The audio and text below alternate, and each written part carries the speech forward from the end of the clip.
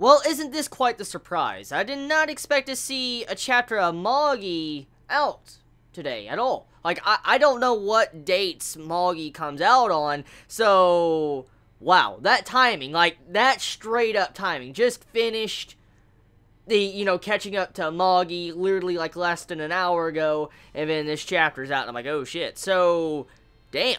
I made a lot of Magi videos today. I just realized I made, discussion on Solomon and, versus God. Then I made my discussion overview of what's happened, and now I'm making a chapter review. Damn. Damn. A lot of Magi videos today. So anyways, getting on to the topic of this chapter. So, this is my first chapter review, my official first chapter review, and I just want to say right now, this chapter, it's good. Once again, like, I'm loving that Magi hype right now. Like, that hype is just amazing. I'm loving it. And here's the thing, okay? With this chapter, once again, we get more in-depth with Hakuryuu's ideology. Oh, that is one thing I really love about Hakuryuu right now. Like, why I'm really loving his development from these past couple chapters. Like, getting to see how his psyche has changed and his ideology of how he really views the world now, how he views Alibaba and his hypocrisy and stuff like that. I'm just loving it. And once again, we get to dive into that once again, like, it's just so great getting to see that in this chapter, in these past couple chapters. Like, this chapter, once again, was another shining point of Alibaba getting exposed by Hakuryuu, and I'm like, yo, that's too damn good. So, this chapter, I want to talk about the main important thing that happened at the end of the chapter that really raises a lot of eyebrows, and I'm like, oh, damn. So, Aladdin can use Solomon's technique, like his magic, like, Aladdin's using his father's move to manipulate, like, physics. The laws of physics itself, like dimensions. Like, he's grabbing the laws of physics and manipulating it. Like, I did not expect to see that. I really did not expect to see that used this soon, at the very least, by Aladdin. And so, it just shows you how talented Aladdin is, but we also can kind of consider why he knows this magic. I mean, he does have all the memories of what happened in the past, and so it kind of makes sense how he would know the formula to use this magic that his father did. So it makes a lot of sense, it really does. It didn't pop out of nowhere, since technically, after Judar, he's able to use magic from Mogamet and all the other wizards from Magna Strat, because they're all infused into the Black Rook. He can use their abilities. So, it really makes sense how Aladdin can use his father's technique. So, that's actually really impressive. I wonder exactly if we're going to see any more techniques from Aladdin's father in the future chapters, because this definitely changes the ball game at the end of this chapter. Like, it's a terrible cliffhanger. Like, ugh. That's one thing I hate about catching up with manga. That is the one thing I truly fucking hate.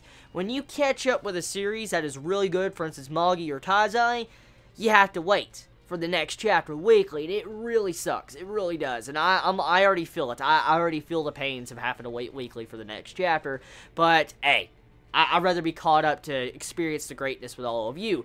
So, here's the thing. With this chapter, it's mainly a battle-orientated chapter. Besides diving in, once again, to Hakuryuu's ideology and getting to see his viewpoint on Alibaba and stuff like that, you have the ending with Aladdin using Solomon's, laws of physics manipulating ability, where he just bends the fucking dimension, pretty much.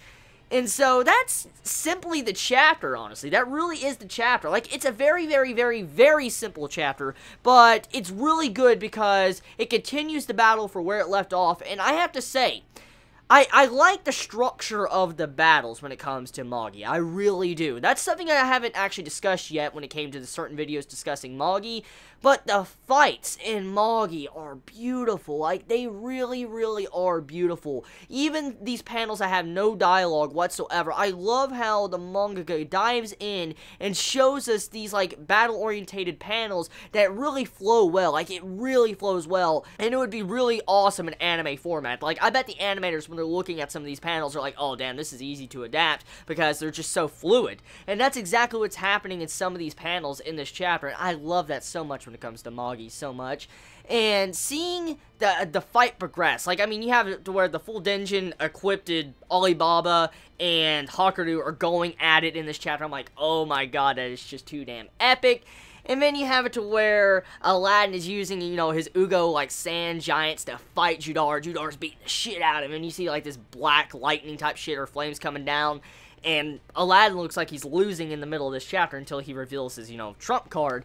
But I can't wait to see what direction it's going to take, and what direction this fight's going to take, because this is a massive game changer when it comes to the series, because, as I said in my discussion video I just made, like, less than an hour ago, I said that it really makes me wonder what is going to happen to Hakuryuu, because, I mean, there's no way he could really get redemption from this. Like he states in this chapter, if he was to try to come out of his darkness right now, he would be technically dead. That's his words. He said he'd be technically dead.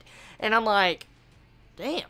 Like, if he was to go back to his old self, he would be like a shell of his former self, and he doesn't want to be like that. It was like his self that was always under, you know, rule, or being dictated by Gyokuin and Toin and stuff like that. So to see this, I'm like, man, that it's just incredibly shocking to see, once again, this ideology of Hakuryuu developing, along with how he really feels about the aspect of why he's in darkness and why he doesn't want to get out of it. I love that. And as I said in my discussion video, I'm so happy that he is not a Sasuke ripoff. I really, really am. Like I said, I first thought he was, but now seeing his development, his ideology, and the way he thinks about these situations of Alibaba and his hypocrisy and stuff like that, and the way he shines too brightly, it's beautiful, man. I love it. I love his character. It's so fucking epic. And that's what this chapter is. So, that's pretty much this chapter of Magi. I mean, it's a simple chapter. I mean, there wasn't much. It was just a battle-orientated chapter. So, let me know your thoughts in the comments below. I love you all so much. You have a wonderful day or not wherever you live. Please be safe. Chibi out.